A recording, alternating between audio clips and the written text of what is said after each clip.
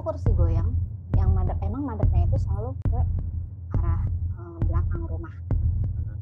Dan itu ada jendela kecil, model jendela zaman Belanda gitu, panjang gitu kan, tapi kecil celahnya. Itu ada perempuan pakai baju pengantin, benar-benar pakai baju pengantin, duduk di situ, dan madepnya itu ke sana dong. Terus madep ke belakang gitu berarti. Iya, jadi ngebelakang gitu. Tapi aku berharap sih jangan sampai nengok gitu.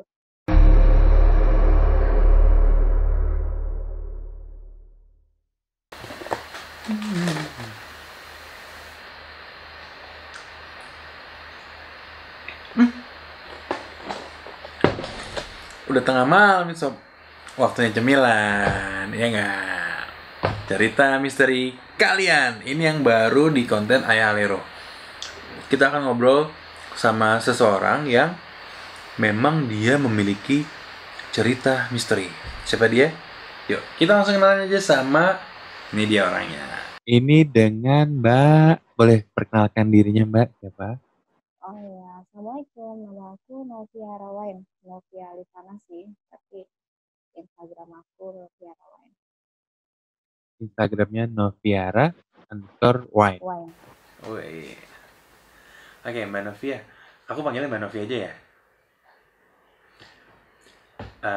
Aku mau ngobrol-ngobrol nih sama Mbak Novia terkait konten aku ini kan namanya kan Cemilan, cerita misteri kalian. Nah, kemarin aku sempat share di sosial media dan Mbak Novia katanya mau share ya cerita misteri yang pernah dialami sama Mbak Novi. Boleh diceritain nggak Mbak? Apa sih yang Mbak alami? Banyak sebenarnya sih dari usia aku kelas 4 SD lah ya. Itu kalau nggak salah aku masih tinggal di sama orang tua laki-laki ayah aku. Kebetulan kita di kota itu tinggal di rumah tua, jadi rumah tua zaman Belanda tuh, jalan dari kakek gitu kan. Di sana tuh model pintunya kayak pintu Cina gitu, tapi ada bangunan sebagian itu bangunannya itu ada bangunan Belanda. Sisanya kebun, ada kebun itu pokoknya ada pohon mangga, ada pohon kedong-dong itu. Jadi ada salah satu kamar itu berjejer kan, ada 4 kamar.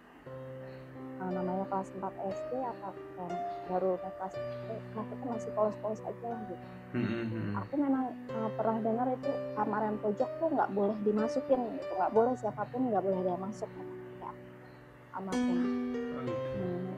Saya dipanggilnya kan Nanda ya, Nanda itu artinya anak. Nanda nggak boleh masuk ke kamar yang pojok ya. Oh iya tuh sampai kok aku kayak penasarannya tuh berasa, karena makin nggak boleh aku makin kayak ini boleh deh sekali gitu kan. Terus nggak sengaja sore mau menjelang maghrib aku tidurlah di situ gitu. Kata mama sih, Nang itu kan anak kesayangan gitu. Nang beres-beres aja dulu di sana, kita bantuin aku nanti kalau mau tidur siang, karena mungkin udah sore tapi aku belum sempat tidur siang gitu. Nggak tahu kenapa habis rasanya ngantuk gitu di kamar itu, terus ketiduran itu ada apa namanya tempat tidur tua zaman dulu tuh, tempat tidur besi yang ada lampunya itu. Iya ya serem banget deh aku. Film Susana gitu ya.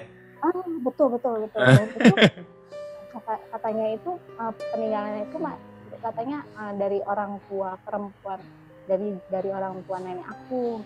Gitu. Itu tempat tidur nggak pernah berubah tempatnya, nggak pernah berubah posisinya. Seperti itu gitu. Dan dulu kamarnya emang posisinya di situ gitu. Tapi baru hanya kamar itu, dan setelah dato aku nikah sama nenek itu dirubahlah untuk rumahnya itu bagi kamar gitu. Nggak sengaja kok kayaknya ngantuk ya gitu, cuma bawa sapu doang tuh. Emang tiap hari harus dibersihin gitu. Ketiduran di situ. Itu aku tuh kayak rep-rep gitu, kayak ada pengantin duduk di apa namanya? Kayak ada pengantin tapi itu madepnya tuh madep jendela, madep sana kan, madep ke kebun gitu. Jadi belakang rumah aku tuh masih ada kebun apa gitu. Pohon serikaya segala macam. Itu kan ada kursi goyang dong. Jadi tidurnya itu emang madep-madepnya itu emang madep ke sana gitu. Terus kayaknya ngantuk banget apa enggak sengaja. Itu hawanya tuh kayaknya dingin tapi anget. Namanya masih kelas 4 SD mau tidur aja gitu. Tapi itu emang dibuka gitu. Awalnya tuh kayak ada asap rokok. Kok ini siapa yang ngerokok gitu. Aku sempat manggil ke depan, "Mah, ini siapa yang ngerokok?" Gak ada yang ngerokok gitu. Udah bersihin aja kata mama gitu. Bersihin aja nanti atau keburu pulang. Ya udah aku bersihin aja.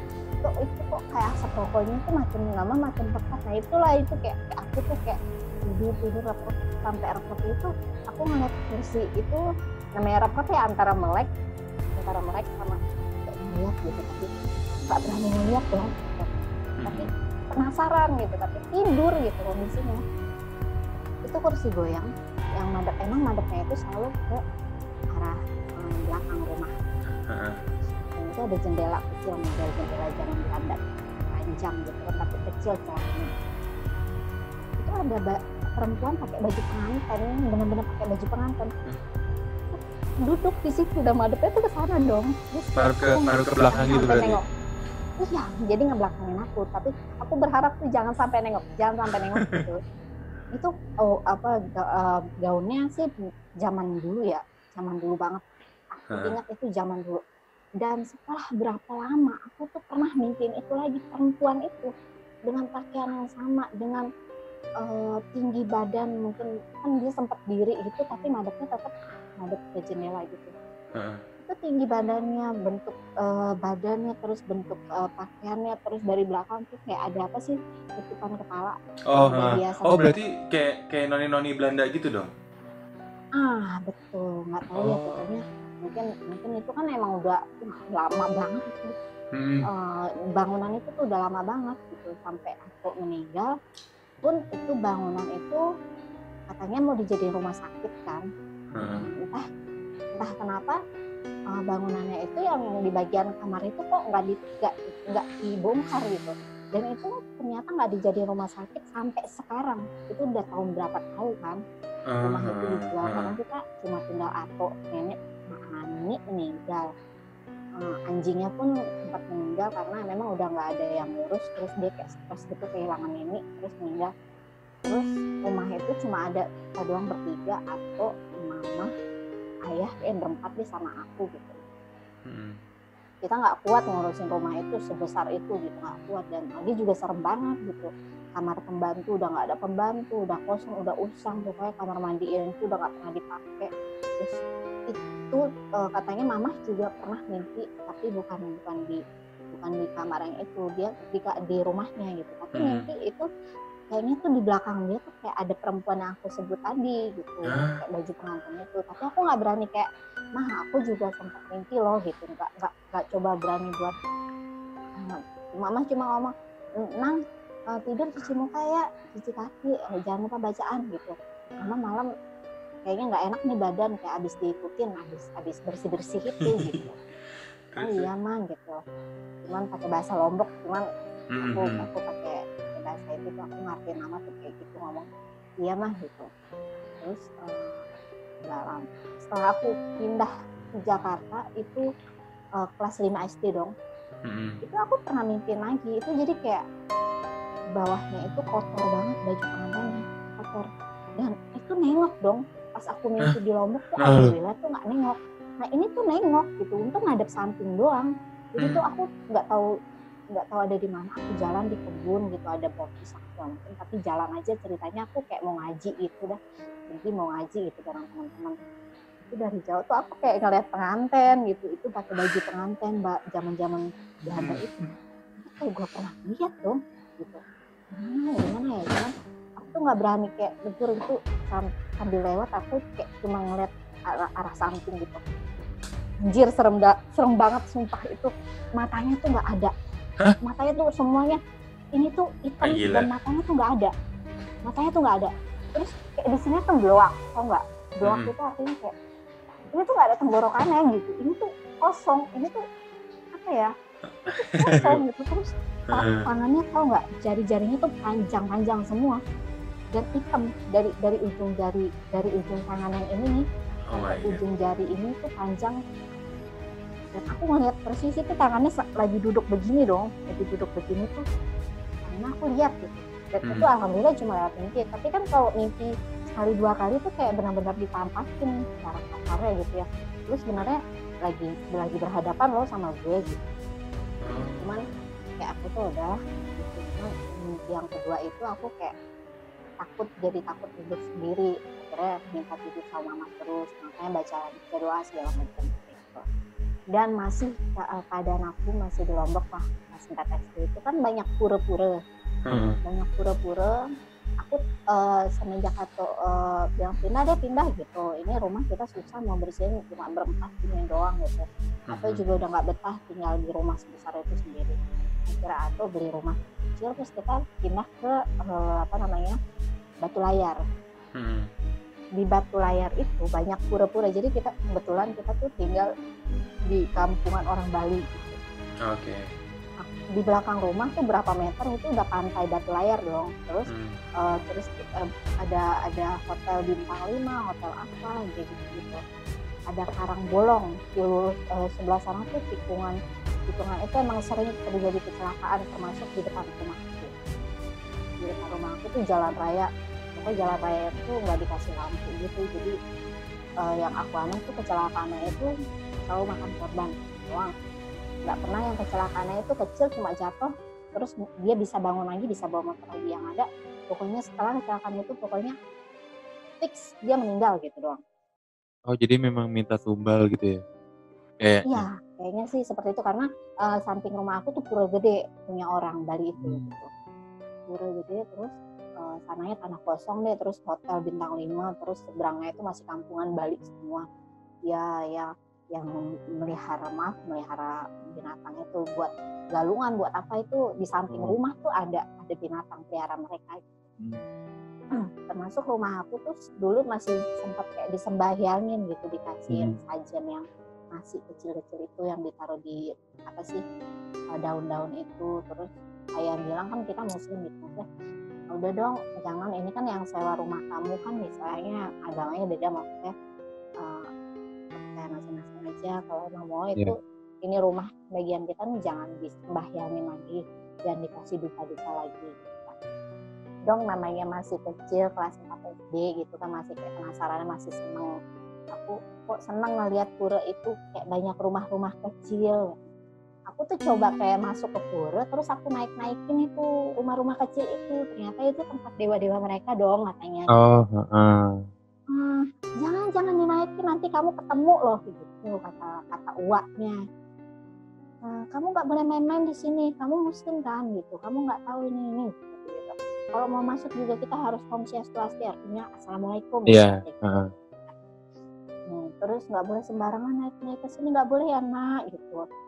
Oh oke, iya gitu. Bener loh, sorenya aku kan jam 10 tuh aku naik ke situ, karena mereka tuh lagi pada buat sajen buat sore dong. Pada ngumpul, aku main-main sekitar pura itu. Aku suka naik-naikin, ngeliat kok di situ banyak piring-piring kecil ditaruhin nasi gitu kan. Aku pikirannya kayak apaan sih nih, ada orang-orangan nih emangnya kayak gitu. Dan benar sorenya tuh aku ketemu, kalau kata mereka ketemu tuh kayak lu tuh kesambet gitu. Kayak lu tuh kesambet. Dan itu untungnya aku selamat tuh, karena itu aku muntah berkali-kali dan nggak berhenti gitu, dan sempat sesek di ulu hati. Jadi tolong nih, kenapa ini tadi Mas Roy, kan ayah aku namanya Roy. Mas Roy, Pak Roy, tolong ini anak-anaknya tadi naik ke pura katanya gitu. Nanti saya panggil orang pintar sini ya gitu. Ini tadi kayaknya sih piring saya ini kesambet atau gitu, kesambet itu ketemu gitu maksudnya. Ini ketemu anaknya Pak Roy, ini nggak bisa kalau 3 hari berturut-turut kayak gini, nanti mati nanti anak Pak Roy katanya gitu. Nggak bisa, ini harus disembuhin macam deh. Pokoknya dipanggil lah di seberang jalan itu, ternyata bukit. Nah di situ ada orang pintar khusus untuk orang Hindu gitu kan.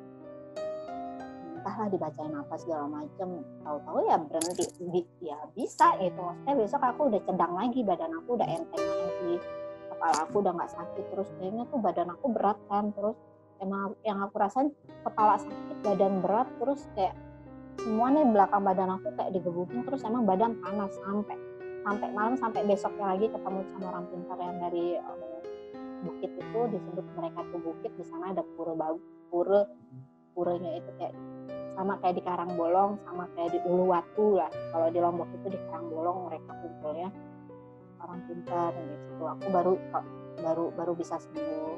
Ini Pak Roy, jangan hati-hati, katanya hati-hati, nggak boleh sembarangan. Kita nih punya kepercayaan kan masing-masing. Namanya ini anak Pak Roy ini kemarin naik ke pura saya. Ternyata benar, aku tuh sampai sekarang jadi kayak cuma lewat aja tuh kayak trauma. Cuma waktu kapan aku ke Bali ngeliat pura-pura kecil aku jauh-jauhin gitu. Nah, terus nggak berani lewat depannya pun, aku nggak berani mau apa sih namanya, mau kayak ngeliat aja tuh aku nakal, aku jauh-jauh gitu. Ke Bali itu suasana Bali pas mau ke mana tuh namanya yang ada pura-pura juga tuh, arah bukit ke sana tuh, itu hawanya juga udah beda. Padahal yang kayak temen aku aja jalan, enggak kok biasa aja, enggak. Gue yang pernah ketemu aja tuh rasanya udah beda gitu. Kayak udah pernah ngerasain ketemu nih ibarat kesambet kayak gitu. Terus aku ke Karangbolong sama teman-teman aku, ada yang namanya Keke, ada namanya Wayan, ada yang namanya Nyoman kayak gitu kan. Teman-teman itu dapatnya orang Bali semua di situ, karena tetangga aku orang Bali semua. Nang, katanya jangan main jauh-jauh ya, ini wilayah belum kita kenal gitu. Oh iya ya mah, tapi aku kok penasaran mereka pada ke Karangbolong gitu. Ada batu, namanya kan batu layar. Aku nggak ngerti kenapa bisa itu wilayah dinamain batu layar. Pas waktu itu aku mau ke Karangbolong itu emang ombak lagi gede banget. Udah aku berapa kali ke sana, tapi aku nggak pernah nemuin batu. Katanya nanti setahun sekali bulan apa itu ada batu berlayar. Ke batu layar itu gitu, sebutan kampung itu gitu. Ternyata pas lagi Nyoman bilang, teman aku Nyoman sama Kiki ini, ayo ndak kita ke batu layar gitu. Katanya ada batu berlayar di sana. Benar, batu itu mirip orang lagi tidur telungkup. Itu ada batu layar, benar-benar batu berlayar di situ. Dan setelah berapa bulan itu batu itu udah nggak ada lagi. Dan sungai di situ tuh kebuka, benar-benar indah banget batu. Namanya kesana tuh udah Karangbolong, dan di situ banyak ular. Jadi di situ ada pura khusus untuk Bali gitu. Jadi kalau orang Bali yang kesana tuh nggak mungkin ditangkap deh, ibaratnya dia kayak punya apa ya? Chemistry kali ya, ada chemistry orang situ. Iya, entahlah gitu. Tapi kalau kita yang nggak punya pegangan, nggak punya kesana sama orang Bali, benar-benar orang asli sana, ya kemungkinan ya Allahualam. Bener aku kesambat lagi di situ. Dia bilang jangan kita sampai nyebrang batu layar, oke gitu, sampai seberang sungai itu ada kebuka setiap tahun di bulan apa itu batu berlayar di situ, dan itu sungai kecilnya kebuka, jadi air laut sama air sungai itu nyatu gitu. Aku nyebrang ke situ, ndak kita sampai sini aja katanya Man. Kenapa ndak sampai sana, kita kan mau ke sana. Itu waktu itu sama teman aku yang bule namanya Berry. Dia ada di Siti Hawa waktu itu. Jadi dia juga kayak tertarik gitu sama budaya Bali. Ikutlah setiap kita main kemana tuh dia ikut dan foto-foto kayak gitu. Nah, cukup sampai di sini ya, kita mau sembahyang sebentar katanya. Oh ya udah gitu. Tapi kok aku penasaran, pengen lihat ke Batu Bolong itu dong gitu, kayak rasa pengen penasaran aku datang lagi gitu. Terus aku ngelongok lah ke Batu Bolong itu. Tapi kok ini orang yang sembahyang di situ kok nggak ada, tadi katanya Nyoman mau sembahyang di sini. Ternyata di balik Batu Bolong itu ternyata ada batu besar dan mereka sembahyangnya di situ. Ketemu aku lagi di situ, pulang dari sana tuh badan aku nggak enak lagi, terus panas, badan aku panas, semuanya panas. Akhirnya dipanggilin, maaf, meme gitu. Meme itu nenek mereka gitu. Meme. Ini badan aku kayak nggak enak, kayak pulang yuk. Anda tadi habis dari mana kan sudah tak bilang jangan kesini-sini kata gitu. Nanti kau ketemu lagi kata gitu. Enggak ke situ-situ, tapi badan nggak enak kata gitu. Tahu nggak yang ketemu aku, Berry sama Rizal nih dari Australia, bule ini dua ini sama aku itu ketemu, kita bertiga fix panas pulang dari situ. Itu kalau boleh tahu ketemunya dalam bentuk apa Mbak? Ketemu itu bukan berarti ketemu sosok ya. Oke. Jadi lu tuh kesambet gitu di situ dan pokoknya kalau lu ke Bali, misalnya kamu ke Bali nih, kalau orang bilang ketemu, Mbak hati-hati, udah itu mendingan lu jauh-jauh deh, itu asli fix. Kayak gue bakalan panas badan, kepala sakit banget, terus badan lu kayak gitu. Itu udah kayak trauma. Dari situ aku kayak sama orang Bali itu nggak mau main-main. Itu tuh benar-benar ada. Aduh. Terus akhirnya ya udah keluar dari situ aku Berry sama Rizal tuh panas badannya. Berry Rizal ya namanya mereka kan nggak percaya gitu kan, ya dokter lah gitu. Aku sama neneknya Awayan sama Keke ini dipanggilin, dia bisa cuma dikasih air kelapa sama udah dibaca-bacain gituan, terus dikasih apa nih pokoknya nasi di sini ada. Oh iya tahu. Udah di situ terus dibacain lah ala-alanya. Udah aku besok sidang lagi, kesel dong bokap, aduh kayaknya nggak cocok nih tinggal di sini, Nanda kayaknya Nanda itu kan aku ini anak kayaknya susah di sini gitu. Tapi ya lama-kelamaan kayak udah kapok gitu. Dan selang berapa minggu aku kejadian ketemu di Batu Bolong, di depan ada kecelakaannya itu malam sekitar jam 10:30 lah. Itu bunyinya tuh nggak kenceng, bunyinya tuh kayak jatuh biasa. Motor atau mobil? Ke sana. Jadi motor sama sepeda yang nggak masuk akal. Gimana ceritanya kejadian kecelakaan itu ban sepeda tuh sampai bentuknya L, bukan O lagi L. Oh gitu. Dan orang yang meninggal itu di sininya nih di jidatnya tuh habis luka semua. Jadi kayak seolah tuh itu apa ya, kayak nandain jadi kayak lu tuh jangan macam-macam nih.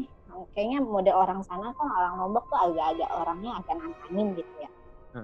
Agak senang-senang, penasaran tapi harus terbukti gitu. Jadi sebagian ada orang Lombok, sebagian ada kampung Bali gitu. Jadi mereka tuh kayak buka warung remang-remang gitu di seberangnya, dan itu mestinya nggak boleh gitu kan. Jadi setiap ada kecelakaan itu padahal bunyinya kecil kayak cuma serot kayak orang jatuh aja gitu, tapi ternyata yang bersepeda itu meninggal. Dan itu cuma kejadiannya cuma tabrak motor sama sepeda doang. Itu parah banget itu kejadian itu, sampai aku trauma. Terus ini kayaknya ngeri banget kok, jalanan sepi banget padahal, terus tapi kok bisa meninggal. Itu kata Uwa yang di situ, Mbak Dian kan manggil mama aku, Mbak Dian tolong saya minta air, kata dia gitu. Katanya kalau air yang udah dibacain Al-Fatihah yang kayak gitu kan Mbak Dian ini dia muslim, kata dia gitu, yang meninggal itu muslim. Kenapa yang meninggal itu muslim? Jadi kayak bokap langsung kayak sadar dong, Nanda besok berhenti main-main ke pura, ini udah peringatan, yang ada meninggal ini muslim, kata dia gitu. Aku bukan kayak rasis ya, tapi itu kayak aku tuh jadi kayak takut gitu.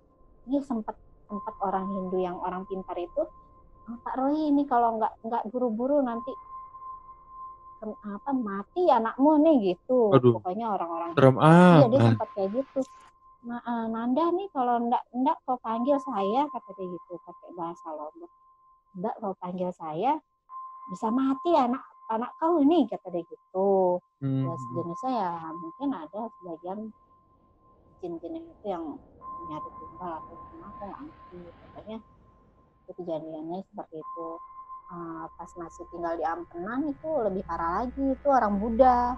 Nah di sana banyak mau arah Ampenan, pantai Ampenan itu banyak bangunan Belanda dan bangunan orang Cina zaman dulu. Itu banyak candi apa namanya, kalau Hindupura, kalau Budanya apa tuh kelenteng ya, kelenteng tua di sana banyak banget gitu. Jadi bangunan-bangunan Belanda yang itu kosong.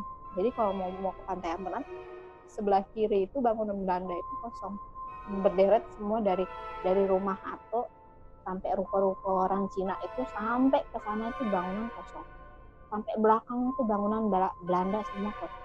Nggak tahu siapa yang punya, aku nggak ngerti. Dan pernah waktu itu sore, keadaannya kita emang mau jalan-jalan, biasalah jalan-jalan ke pantai gitu, bawa anjing. Ini ajak jalan-jalan anjing udah.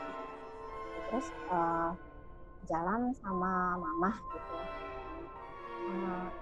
Dian gitu kata ayah, saya tak di sini dulu, kau mau jalan-jalan dah sama Anda gitu, kayak jalan gitu sama Bayu adik aku yang kecil itu, dia kan datang ke Lombok gitu kan buat nemenin aku karena kondisi aku masih sekolah, nerusin sekolah. Terus kalau aku sendiri di situ kayaknya, mah tolong dong Bayu dari Jakarta maksudnya datengin ke Lombok biar ada teman gitu. Sama Bayu bertiga jalan ke Ampenan, itu kita ngelewatin bangunan-bangunan Belanda tuh yang tinggi-tinggi banget tuh, jendelanya kan panjang-panjang mas, kalau orang Belanda ya kan, panjang-panjang, ibarat kalau misalnya itu kelihatan semua badan gitu. Ada bangunan yang keberapa gitu, aku ngelihat ada perempuan berdiri natap aku, lagi natap nih, kita samping-sampingan gitu. Aku sampai ngelendotan sama mama, astagfirullahaladzim, apaan gitu kan. Terus aku ngeliat lagi tuh masih ada, dan ngeliatnya tuh kayak kesel banget gitu, kesel, kayak orang kesel, kayak orang marah gitu. Jadi tuh ininya tuh kayak orang nggak punya daging ya, yang nggak punya daging. Terus memang rambutnya entah sampai mana aku nggak ngerti, pokoknya bangunan itu kan kosong gelap gitu, tapi aku ngeliat putih bener-bener natapnya ke sini gitu, natapnya ke jalanan, namanya sore kan udah jam 4 jam 5 gitu kan. Terus bilang jangan diliatin, mama siapa, mama ngeliat nih, aku gitu, enggak ngeliat, tapi jangan diliatin, kata mama gitu, jangan diliatin. Aku ngeliat terus dong, itu sampai kayak mau keluar dari jendela gitu. Mama bilang jangan ngeliatin, sampai mama bilang kayak gitu, tarik tangan aku kan, tapi kok rasanya mata tuh nggak lepas, pengen ngeliat terus gitu. Mungkin kalau misalnya aku benar-benar nggak lepas mata itu, ketiga mungkin bisa masuk ke badan aku nggak ngerti. Tapi tatapannya tuh marah, benar-benar marah, terus kayak orang mau nyangkrem gitu lah, kayak orang kesel, kayak orang apa gitu. Sampai mama tarik, aku baru sadar, astagfirullahaladzim, Anda kata gitu, istighfar gitu. Akhirnya ya udah, saya jalan terus pulangnya aku nggak berani lewat bangunan itu lagi, lewat kelenteng orang Cina kan, itu sama aja gitu, pulangnya tuh serem-serem juga di situ gitu, mau maghrib dong. Ya di situ hantu-hantu Cina, mau tahu nggak kayak apa? Hantu Cina. Vampir. Jadi enggak ada pantir itu, enggak ada, itu kayak cuma mitos deh. Soalnya aku ngelihat 2 kali di situ, anak kecil lucu-lucu cakep deh. Terus mereka nggak nampakin muka yang jelas serem kayak muka-muka orang gitu. Itu kan serem banget ya, Belanda tuh matanya hitam, mata hitam. Pokoknya aku nggak tahu harus aku bilang ada bola mata apa enggak, yang pasti itu ada mengkilat ya, pokoknya hitam gitu, belum bola matanya hitam semua gitu, dan ini tuh bloak, ini hitam gitu ya, aku lihat. Kalau aku ingat itu sama. Terus kalau ini anak kecil, jadi aku bilang, mah kok dia belum masuk sih, ini kan mau maghrib, aku bilang gitu. Siapa gitu, kata mama gitu. Oh enggak dah gitu kan, cuma berarti kayak aku sadar, kayak ngelihat sendiri dong. Terus kenapa dah, istighfar dah gitu, enggak usah kau lihat lagi di situ. Aku penasaran gitu, mereka main di depan kelenteng asli, dan itu muka mereka tuh nggak ada yang nunjukin pucet doang, tapi itu nggak ada yang nunjukin kayak mungkin berdiri pun juga mereka tuh kayak natap ya. Memang mata itu rata-rata hitam semua ya, maksudnya hitamnya itu mungkin apa ya, mereka pucet, tapi di sini kayak orang mata panda gitu. Begitu doang, rambut juga panjang kayak anak lingling gitu kan, anak sini. Nggak ada yang begitu seram. Sampai ke rumah aku itu dalam 1 hari aku bisa ngelihat hantu Belanda itu. Terus di seberang, aku pulang dari pantai Ampenan ke seberang itu aku lihat anak kecil. Terus sampai masuk ke gang rumah aku kan gang tuh ruko, aku harus masuk ke gang dulu lewat gitu. Aku ngelihat di atas itu, tahu nggak, hitam tuh rambutnya entah panjang, kayaknya tuh hampir kayak dari atas sampai ke bawah tuh tinggi banget tuh. Rambutnya tuh menjutai panjang gitu, jadi kayak ngelongok dari atas gang itu gitu kan. Aku mepet gang aja, kenapa dan gitu, gak apa-apa mah gitu, gak apa-apa, tapi kau pucet itu deh, buruan dah lari, ini kita udah mau maghrib, kata mama gitu. Jadi aku lari dong gitu. Terus pintu yang biasanya nggak pernah bisa nutup sendiri, itu pas aku lari aku buka. Terus biasa aku tutup dulu, baru pintu itu ketutup. Ini nggak aku tutup, dobrak gitu. Tapi itu mestinya tuh nggak mental itu pintu, nggak, mestinya dobraknya juga nggak ibaratnya nggak mental dan bisa nutup lagi, itu ketutup kayak kenceng banget gitu, kayak ya aku kayak gua ngeliat gitu maksudnya. Cuman lu jangan nandain juga kalau misalnya lu tuh ngeliat terus kayak nandain kalau gue tuh emang masih ada di situ gitu. Jadi ditutup kayak orang ditutup kencang gitu pintu pagar itu. Terus itu kayak aku ini rumah kayaknya benar-benar sarang setan gitu, maksudnya yang di ampenan itu benar-benar aduh pun deh kalau ingat itu. Terus ada di pohon kalau nggak salah pohon mangga kan, itu pohon mangga itu emang rimbun banget dan buahnya masih bagus. Katanya kalau buahnya udah nggak bagus, walaupun kondisi pohonnya itu masih fit buat berbuah, itu kata atau fix banyak penunggunya di situ. Waktu itu mestinya bulan panen mangga, dan itu mestinya sebagian maksudnya satu pohon itu bagus semua, karena aku udah perhitungkan ini kita panen mangga mau bagi-bagi tetangga sama kita jual ke pasar. Oke. Aku ikut dong metik mangga. Setiap yang dipetik sama mamah yang di bagian belakang mau ke arah kamar mandi pembantu sama kolam ikan, itu nggak ada yang bagus, itu semuanya busuk. Jadi kalau kita buka tuh mangganya busuk. Tapi ya kalau yang di depan rumah aku tuh mangganya bagus-bagus. Nah kan kata Ato gitu, nah kan ini udah mulai nih kata gitu. Sudah dia nggak usah dipetik yang di situ, atau feeling itu kayaknya nggak bagus buat dijual, nggak usah dipetik lagi, udah biarin. Akhirnya nggak usah dipetik. Jadi baru tahun kemarin tuh atau metik mangga itu di bagian sana tuh masih bagus-bagus gitu. Jadi kata Ato katanya kalau udah nggak bagus kayak gitu kan penunggunya tuh di situ, yang penunggu pohon itu arahnya tuh emang di situ gitu. Dan terus setiap malam kita kan emang udah nggak berani mau ke rumah atau ditutup pintunya gitu. Rumah aku tuh tutup. Jadi kita kalau mau ke kamar mandi pembantu yang di sebelah sana itu, kita di rumah aku, jadi kamar mandinya harus emang ke sana gitu, dan jauh gitu jaraknya, ngelewatin kolam ikan yang gede itu, ngelewatin pohon mangga itu, pakai lilin kan sama mama, karena jalanan itu nggak dikasih lampu, bener-bener kayak rumah Belanda gimana sih? Iya, zaman dulu banget tuh. Iya. Jadi kolam ikannya tahu kan, kolam ikan tuh gede dan itu udah usang, udah nggak ada yang ngurus kolam ikannya. Terus ada sumurnya itu sumur mati yang udah lama nggak pakai lagi semenjak ini sakit tuh, itu sumur udah nggak pernah dipakai. Kita harus ngelewatin itu kalau misalnya dipakai lilin. Feeling aku mama mau ke kamar mandi pun aku udah nggak enak gitu, mah nggak usah dah ke kamar mandi gitu, kita ke kamar mandi aku aja gitu. Jadi kesian aku saya bangun, udah kita ke kamar mandinya aja. Akhirnya ya benar kita ke kamar mandi itu, tahu nggak, dengar orang nangis dong di pohon serikaya.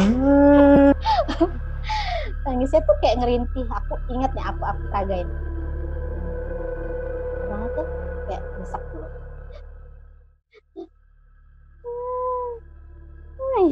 Kalau ingat itu aku langsung merinding. Itu kayak tapi lembut, suara lama-lama makin merinding, makin ngerasuk dong ke kuping nih, kayaknya nempel gitu sampai. Bunda nggak usah didengar gitu. Mama dengar dia, mama dengar, tapi nggak usah didengar, nanti dia makin jadi gitu kan. Tahu nggak itu bukan pohon serikaya, pohon kedondong. Pohon serikaya kan kecil gitu ya, maksudnya nggak ini pohon kedondong yang di samping itu nangisnya di arahnya pohon kedondong.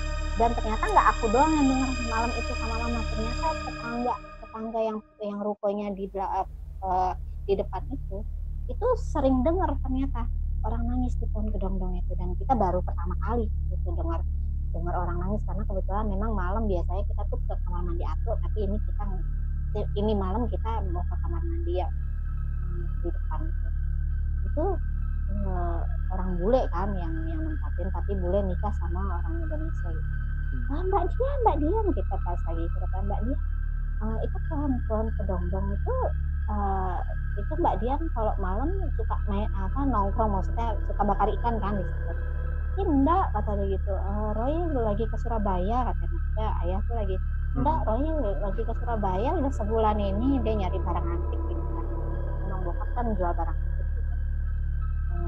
Ya kebayang lah ya, rumah aku seserem apa itu, barang antik tuh, patung-patung, lukisan-lukisan itu mengundang dong ya kan.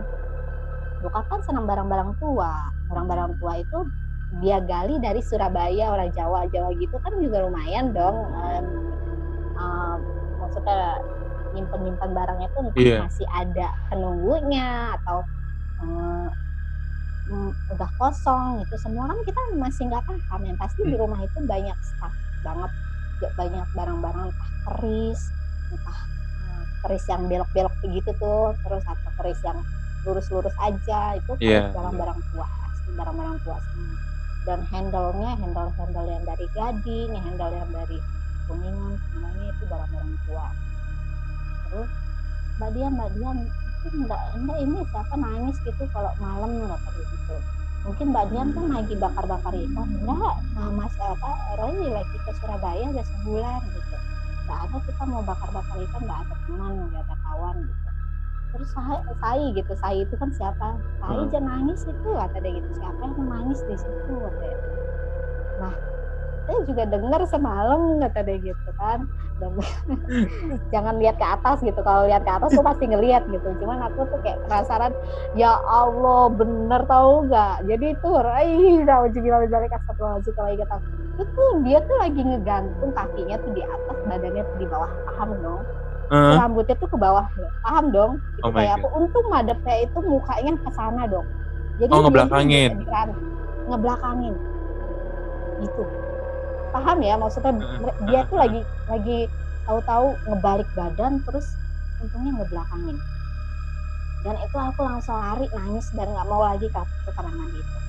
Fix nggak mau ke kamar mandi itu. Pokoknya mama setiap mau ke kamar mandi, akhirnya kita ngambil air buat secukupnya aja.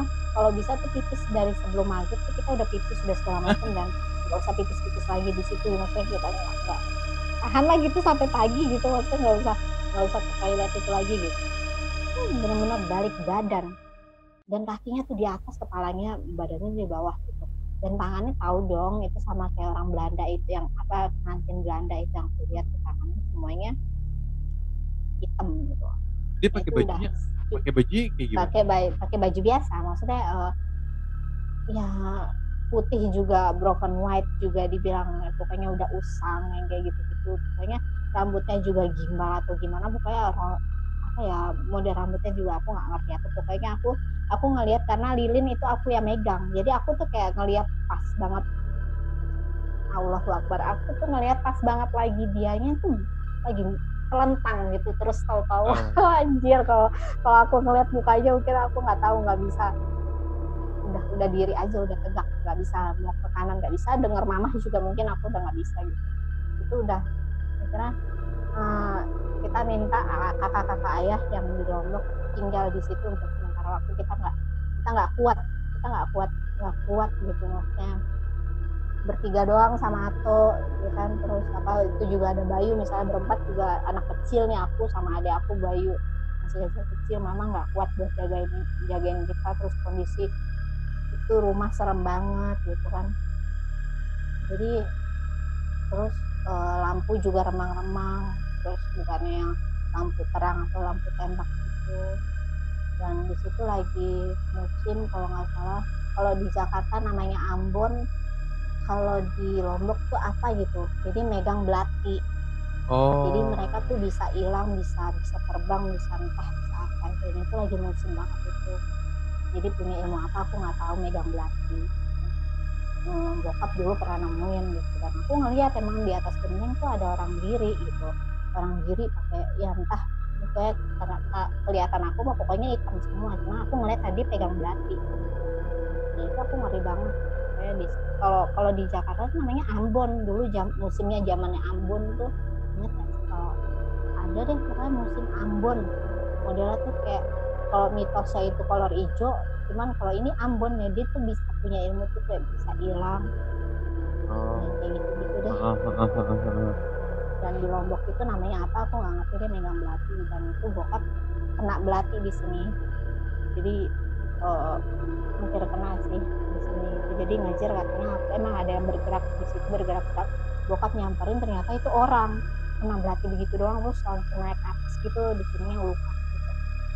Jadi dari situ itu Lombok serem banget emang kondisinya, udah gitu sering kerusuhan antara umat Bali, kadang Bali sama Hindu, kadang Bali sama Sasak gitu, orang Sasaknya gitu. Kadang Buddha sama Sasak, kadang Buddha sama Hindu, entah mereka pokoknya sering kerusuhan aja di situ. Itu kalau di Lombok. Nah kalau di Jakarta kalau tahu tepatnya itu mungkin di pasar sekitar tuh mau ke, kan ada potongan jalan mau ke arah Bintaro, aku nggak tahu namanya apa tuh, di tiang sutet yang ada jembatan juga tuh, aku pernah ngeliat di situ perempuan, jadi badannya juga berbalik tapi ini gede banget. Ini kalau ibarat kuntilanak di Lombok itu badannya kurus, ini kok di Jakarta gede-gede banget badannya, aku serius itu, aku lihat badannya berbalik juga, jadi kelentang ke bawah gitu, terus rambutnya entah menjuntai sampai mana aku nggak ngerti, tapi fix itu madep depan. Dan aku ngelihat nggak ada kuntilanak itu yang giginya itu rata-rata aja, rata-rata giginya tuh sampai keluar sini, sampai sini, dan mereka tuh begini, dan ini nggak tahu mulutnya sampai di mana, aku nggak ngerti, matanya tuh hitam semua. Terus emang tangannya memang semuanya itu kukunya tuh panjang-panjang dan warnanya hitam. Yang aku lihat seserem-seremnya kuntilanak di film-film itu ternyata lebih serem dari aslinya gitu. Nggak ada dandanan kuntilanak tuh kayak flat aja warnanya hitam, atau seserem-seremnya kuntilanak tuh nggak kayak gitu, lebih serem dari itu gitu. Dan rambutnya tuh acak-acakan, terus emang panjang, nggak tahu sampai di mana, aku nggak ngerti. Di rumah, terus aku menikah di rumah tempat yang kita tempat ini sama mantan suami aku. Jadi itu rumah memang semenjak aku tempatin tuh katanya horor gitu. Tapi sebelumnya itu kan emang kosong kan, emang adanya kosong, memang disiapkan untuk kita kalau sudah berkeluarga, disitulah rumahnya gitu. Beberapa sebelum kita nikah tuh emang itu rumah udah siap dan itu masih kosong.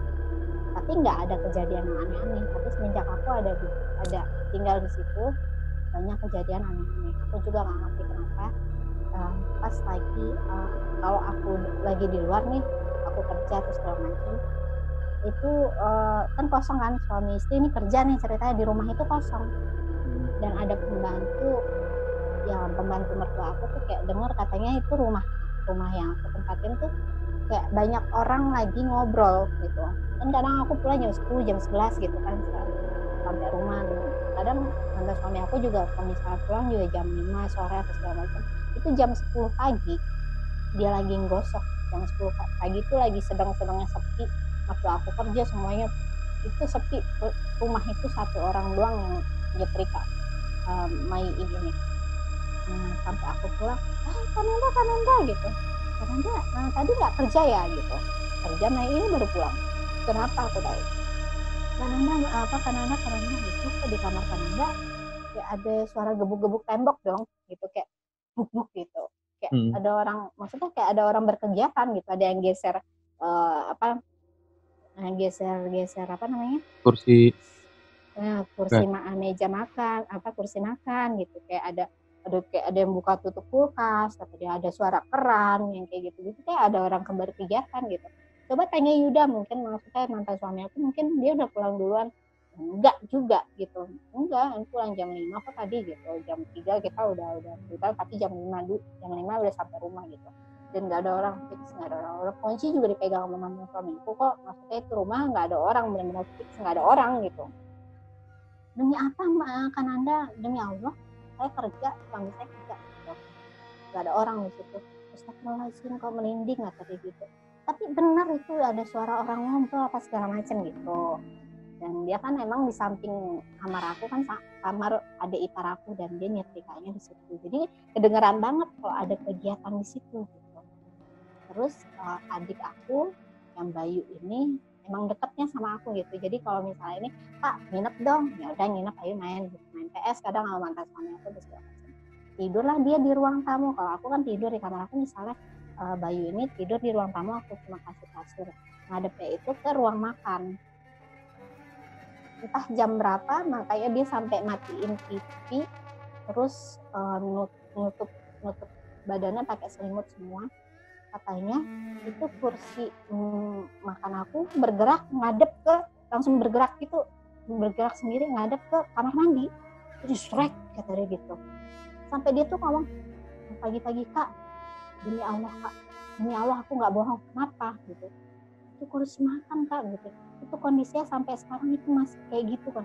Kenapa gitu kan, maksudnya penasaran kenapa kok aku yang tinggal di situ tuh kayaknya nggak pernah sampai gimana gitu. Emang aku tahu gitu, maksudnya cuma aku kayak ya udah sih gitu kan, nggak begitu.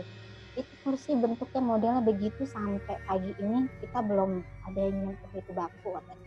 Itu bangku yang ada ke situ kan tadi rapi, maksudnya dimasukin ke meja makan. Kesusun gitu ya. Iya, kesusunnya. Ini juga siapa sih yang mau ibaratnya mau sampai berantakin kayak gitu. Gue tidur di ruang tamu Kak, kayak gitu. Ini tuh bangkunya tuh bergerak sendiri dan ngadep ke sana, makanya TV langsung dia matiin, terus langsung ngadep ke, pokoknya nggak mau madep ke ruang tamu, tapi ruang makan. Dan ruang makan itu kan mestinya mati lampunya, sama dia tuh dinyalain sampai pagi dan nggak mau dimatiin gitu. Terus yang kedua kalinya adik aku nginep lagi. Ini masih kayak adik aku ya, karena setelah itu aku bakal cerita apa yang terjadi sama aku. Adik aku nginep untuk yang kedua kalinya, masih tidur di situ. Itu ada yang dobrak pintu kamar mandi aku. Jadi kondisinya dibuka dulu, terus baru didobrak. Dan itu nggak ada orang, kita nggak ada yang ke kamar mandi segala macem gitu, nggak ada. Jadi pintunya tuh dibuka dulu, cetek gitu, terus baru didobrak gitu. Dan ya udah kayak biasa lagi, dia nyalain lagi lampu untuk ruang dapur gitu segala macam. Nah, terus sampai dia nginep yang ketiga kali, dia bangun gedor-gedor kamar aku. Kak lu manggil gue ya, kata dia gitu. Apa ada yang manggil lu Kak, kata dia gitu. Apaan sih gitu. Apaan sih? Terus demi Allah, gue nggak bohong, gue sampai bangun, kata dia gitu. Dia manggil lu. Di belakang tuh ada, katanya di depan tuh ada yang manggil aku sampai ke belakang orangnya, sampai ke samping rumah. Kata dia tuh kayak kak gitu, sampai berapa kali, makanya sampai dia tuh bangun gitu. Kak, jadi dia tuh kayak katanya ada yang dengar, ada yang manggil aku kak gitu. Demi Allah gue nggak dengar gitu. Udah lu tidur lagi, lu bacaan segala macam. Sebenarnya tuh yang digangguin tuh selalu yang nginep gitu. Terus gak lama mama aku datang main ke situ. Kondisi aku belum pulang kerja, suami lagi entah kemana gitu. Kita belum sampai rumah, katanya sama Bayu udah pulang kan ke rumah, main ke rumah aku, gedor pintu, nggak ada yang nggak ada yang nyaut. Nah aku belum pulang kan, 10 malam, sampai gedor jendela, enggak gitu, udah katanya ada yang gitu, ada yang kayak gitu di kamar aku. Oh nyaut gitu, nunggulah, udah mamah nih gitu, gitu di kamar aku. Demi Allah itu di kamar aku. Dan gitu ditungguin dong sama mama. Dia pikir tuh kayak emang ada aku gitu. Kok nggak ada orangnya sih, maksudnya kok nggak bukain pintu sih dengan nyaut. Ada mah orangnya, kata Bayu gitu, ada nih nyaut gitu, tapi kok nggak dibukain pintu, kata mama gitu kan. Terus dilongok-longok gitu ke jendela. Untungnya tuh kalau bisa dia longok tuh nggak dilongokin ituan gitu, maksudnya makhluk itu gitu kan. Mama tuh kayak langsung merinding gitu kan. Emang kalau aku nggak ada orang tuh kamar semua mati lampunya, kecuali depan doang gitu, lampu teras doang. Terus mama ya udah, kita kayak nggak ada orangnya gitu. Loh, tadi siapa yang nyebut? Tahu mama nggak tahu gitu kan. Akhirnya ketemu aku lah di depan. Mama kira tuh kamu apa gitu. Emang kenapa?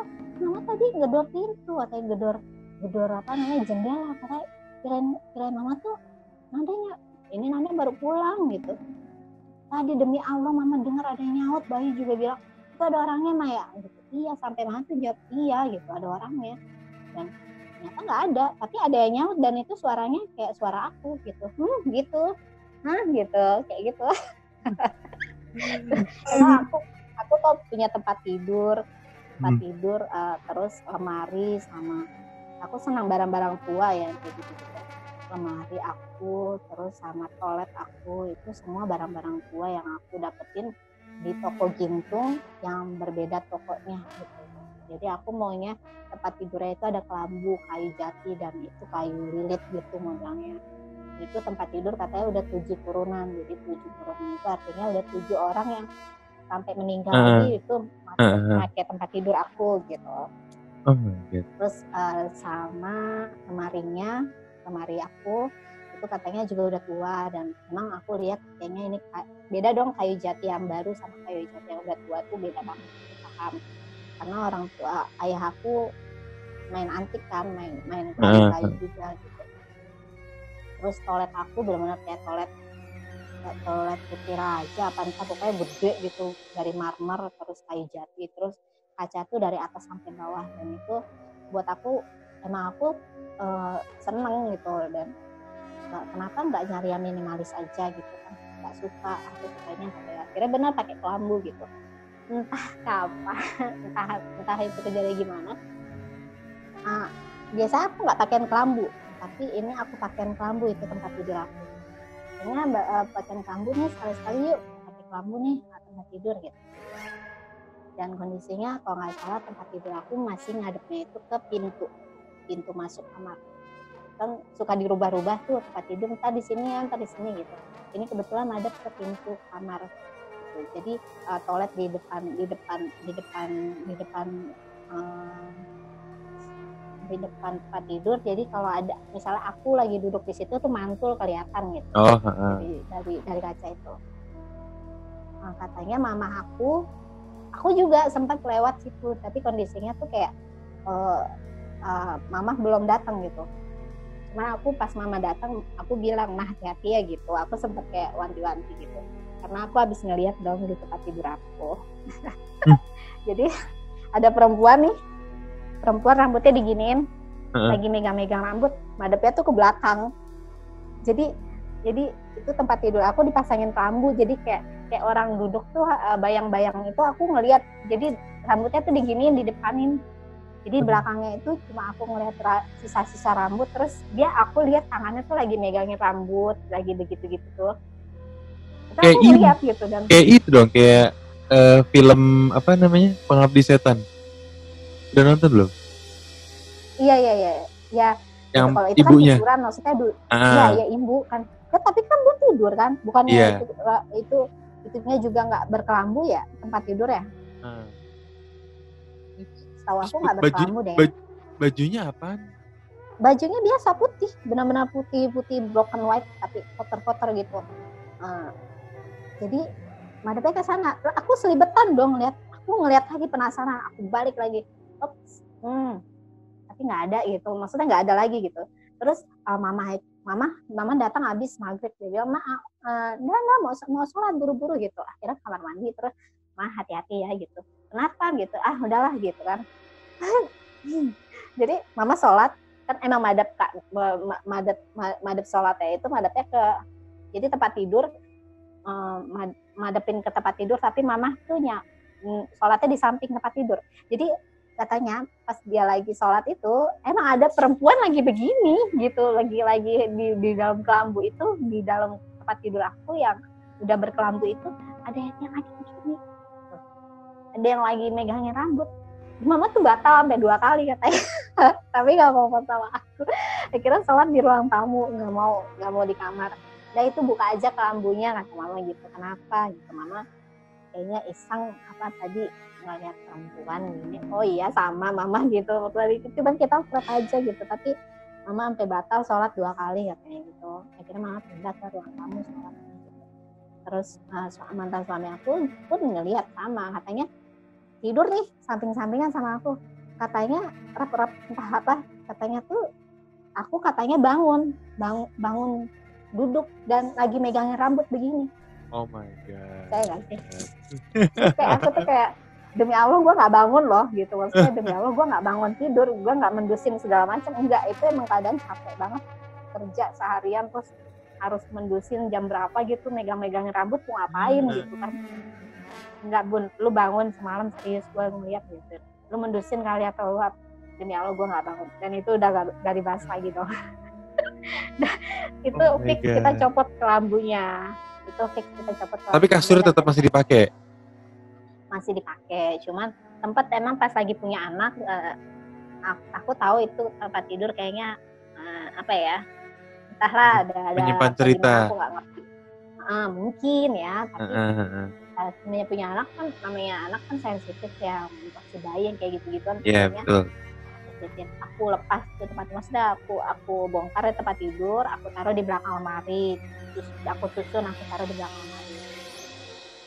Dan Ara usia itu sekitar baru 1,1 tahun 3 bulan atau 4 bulan. Itu punya odong-odong dong. Jadi setiap aku mau suapin, ini nak kita diodong-odongin biar dia mau makan gitu. Itu kondisi masih jam, aku udah nggak kerja, kalau udah nggak kerja itu jam 10. Emang kan aku bilang kalau jam 10 jam 11 itu kondisi rumah tuh benar-benar sepi. Mami nggak ada, mertua aku nggak ada, ada ipar aku nggak ada, semua satu rumah itu sampai belakang sampai rumah mertua tuh sepi, fix nggak ada orang, cuma kita doang berdua.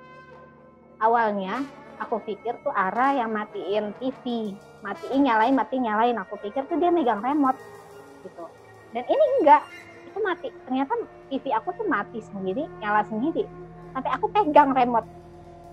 Anang, jangan main remote ya, aku gitu. Enggak, itu enggak main remote kata dia gitu. Enggak, dia enggak main remote. Aku pegang remote-nya belakang. Aku pikir kayak masih berpikir pokoknya dia yang mainin remote aja gitu. Ternyata remote-nya ditaruh di meja makan.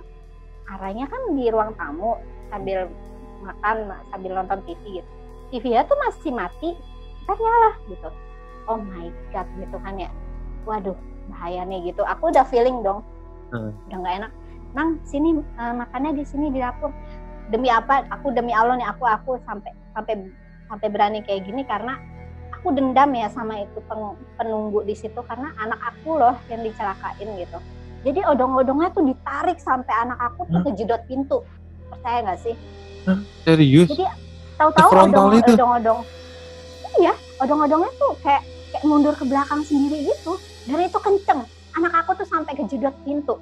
Dan itu aku bilang, aku sampai ngambil sapu. Kan aku dikasih sapu yang katanya sih percaya kalau misalnya sapu itu kalau misalnya kita tebas-tebas di apa gitu, itu suka apa penghuni apa makhluk gaib itu tuh gak suka gitu sama sapu. Sapu apa sih itu namanya, dari apa ya? Sapu lidi, cuman bahannya tuh bukan dari apa ya? Pernah dengar deh. Pokoknya ada tuh satu. Itu aku dikasih sama ayah, dan aku pernah dikasih tasbih, biji tasbihnya itu katanya itu pun dari bawang putih, bawang hitam yang udah beku, udah ini banget, pokoknya udah keras banget gitu. Itu anak aku sampai nangis kenceng dong. Terus tahu-tahu pintu lemari aku sampai didobrak kencang, kebuka kencang, sampai patah lemari aku. Sampai patah. Aku langsung telepon, ayah, rumah nggak beres, tolong kemari dong gitu. Akhirnya bokap beneran datang ke rumah gitu. Ara masih nangis, Ara aku gendong. Terus karena aku ngelihat dia benar-benar odong-odongnya ditarik terus sampai kepalanya tuh kejeduk, itu demi Allah. Kalau aku sampai benar-benar ngelihat itu rasanya aku pengen jambak gitu. Itu makhluk halus itu, maksudnya aku dendam, aku udah nggak mikir mau takut atau apa deh, aku udah sering ngeliat gituan maksudnya. Jadi ini kok sampai anak gue gitu kan, ini udah nggak beres gitu. Ngomong ke mertua, cuma dikasih air, disiram-siramin air segala macam dari Pak RT lah, dari orang-orang pintar kayak gitu. Aku kayak udahlah gitu. Anak gue udah kayak gini nih, udah. Pokoknya aku sampai sapu lidi itu aku tebas-tebas di tembok, sampai aku tebas-tebas di pintu, dan itu aku kaget tuh lemari aku. Untung Ara itu nggak lagi main di kamar, nggak lagi main di depan. Biasanya tuh dia suka ngerangkak naik ke lemari itu kan. Untung Ara tuh nggak di situ. Kalau nggak mungkin kena Ara itu. Lemari aku tuh tiba-tiba kedobrak sendiri sampai patah. Ya itu sampai patah. Bokap langsung datang, wah ini nggak beres kayak gitu. Kenapa nggak dijual aja Nanda, ini apa namanya lemari ini apa semua ini? Gimana dong, orang suka ya, maksudnya itu dari awal kita nikah tuh emang udah milih gitu. Kenapa nggak kau jual aja, sudah ini barang-barangnya ini nggak usah kau pelihara, udah ayah kan paham, kau nggak paham seperti gitu. Udah jual aja, dia sampai ngomong gitu. Dan ini kunci lemarinya pun kuncinya kunci tua. Mau aku ambilin nggak bukti kuncinya? Kalau ini kunci lemari tua. Oh iya, masih ada? Masih, aku bawa dong. Tunggu sebentar, aku ambilin. Jadi tuh kunci lemari tua gitu.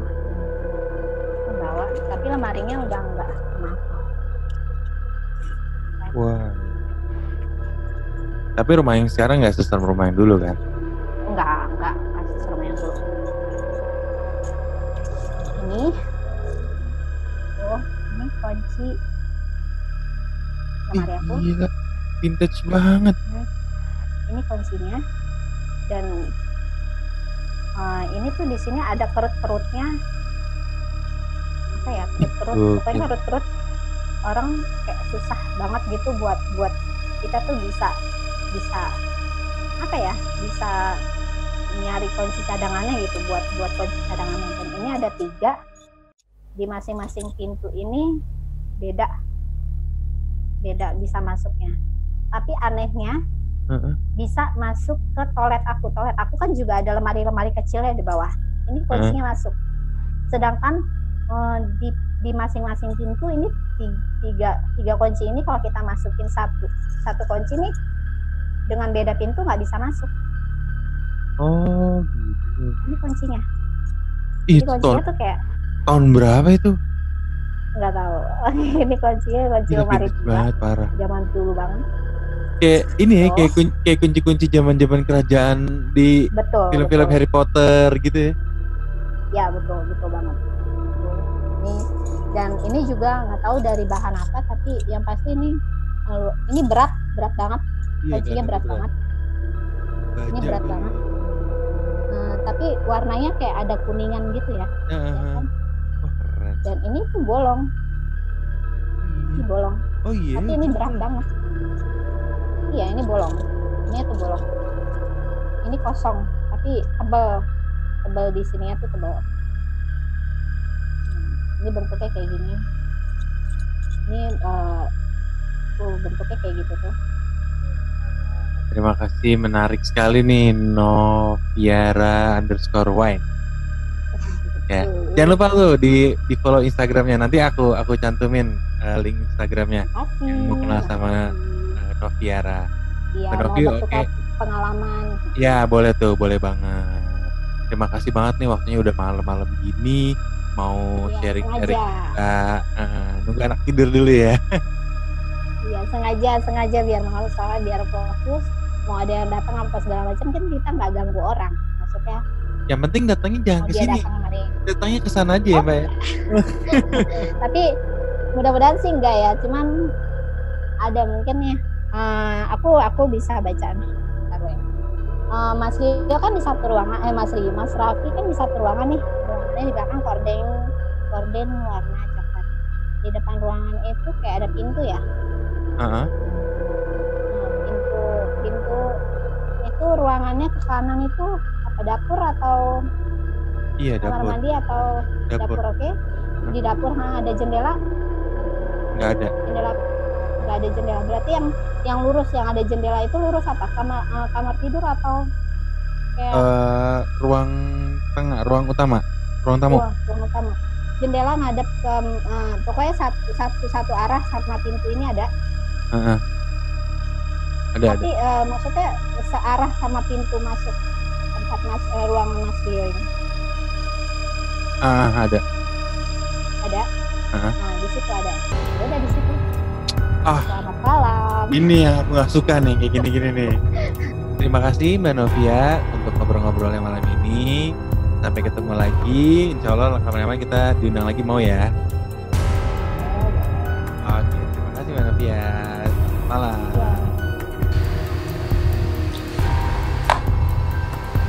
Semua cerita yang diceritakan sama Novia tadi itu adalah berdasarkan pengalamannya dia. Kalau kamu punya cerita misteri juga, yuk sharing aja sama gue. Kita ngobrol-ngobrol, kita berbagi cerita. Terima kasih, saatnya gue pamit. Dadah!